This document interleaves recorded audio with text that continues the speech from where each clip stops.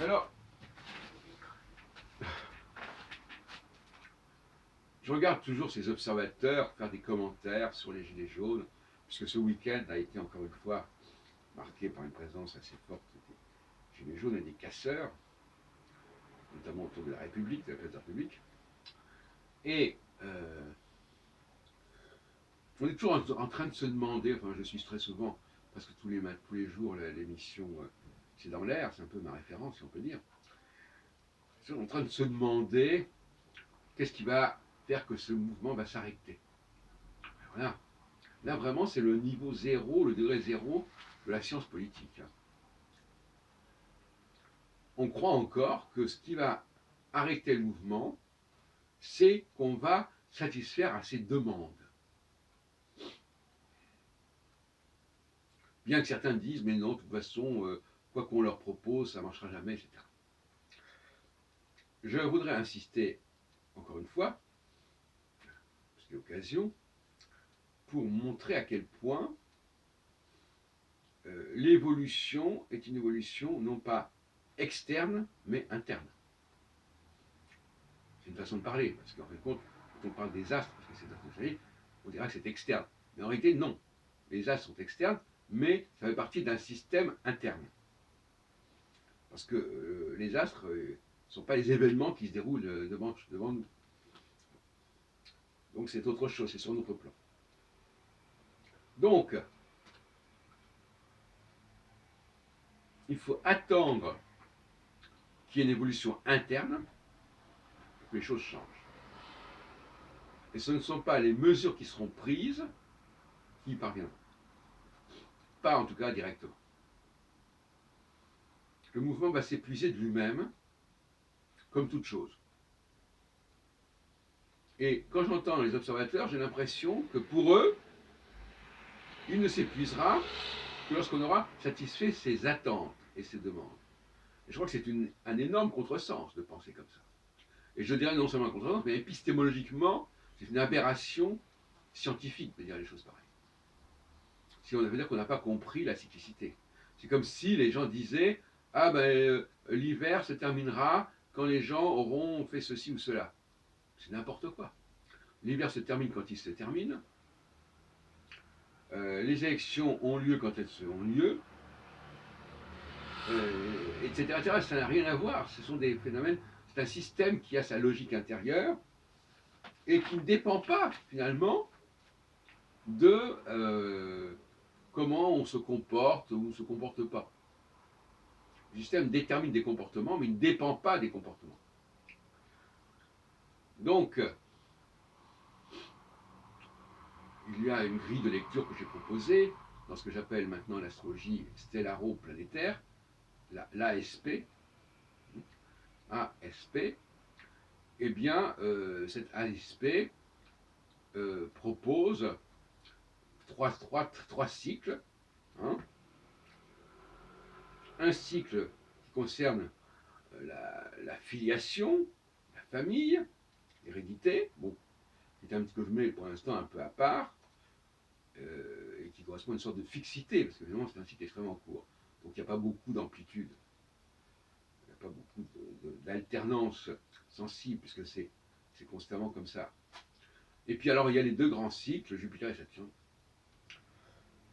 qui sont, comme je le disais l'autre jour, qui ne sont absolument pas liés entre eux. Jupiter peut être comme ceci, Saturne peut être comme cela. Ils peuvent aller dans une direction, ils peuvent aller dans une direction opposée. Ils peuvent commencer à un moment donné, et puis à un autre moment, il y en a un qui change, l'autre qui ne change pas. Parce que le cycle n'est pas de la même durée, c'est une évidence. Jupiter met 12 ans, Saturne met 29 ans. Donc ils ne peuvent pas être en permanence en synchronie. Donc il n'y a pas de synchronie entre les planètes. Sauf en se situant d'un point de vue newtonien, enfin bon, peu importe, mais d'un point de vue purement astrologique, il n'y a pas de synchronie entre les planètes, entre elles. Alors, voilà. Qu'est-ce que c'est que le mouvement des Gilets jaunes? Est-ce que c'est une remise en question de la nation? Ou est-ce que vous êtes au contraire une affirmation, une attente exacerbée de la nation, de ce qu'elle doit être? Voilà, c'est déjà la première question qui doit se poser. Et là aussi, là-dessus, les gens ne sont pas d'accord. De la même façon, pour l'Union européenne, est-ce que les choses vont changer parce qu'on aura dit ceci ou cela, ou c'est parce qu'elles auront changé qu'on dira ceci ou cela? C'est pas du tout la même chose non plus. Alors nous sommes donc en face de deux problématiques, une jupitérienne, la nation, une saturnienne, l'Europe. Dans les deux cas, alors c'est intéressant, dans le cas, il faut comprendre qu'il y a certaines périodes qui sont ouvertes à la diversité, qui sont anthropiques, qui englobent de plus en plus de choses, et des périodes où au contraire, on va verrouiller le système et on va demander une plus grande convergence. Alors je reviens en passant sur un des propos de Shmuel Trigano dans une émission que j'ai suivie en replay, et il montre une méconnaissance ou une incompréhension totale de la notion d'empire. C'est-à-dire qu'il fonctionne sur un registre purement jupitérien. Voilà, Jupiter, voilà, on doit être tous pareils, on doit fonctionner tous de la même manière, et il faut avant tout qu'il y ait une élection, la démocratie va être la vérité, etc. Et donc, quand on lui dit qu'il y a des communautés, des entités, des structures, des institutions, etc., pour lui, ça n'a pas de valeur. Parce que ce n'est pas passé à la moulinette de la démocratie. Les gens n'ont pas été élus. Alors, évidemment, c'est ça le truc, c'est que si on prend l'Union européenne, la façon dont les gens sont élus, on s'en fout un petit peu. Et de toute façon, la France, elle existe en tant que France. L'Allemagne en tant qu'Allemagne. Il n'y a pas de processus d'élection. La France n'existe pas parce elle est le résultat d'une élection.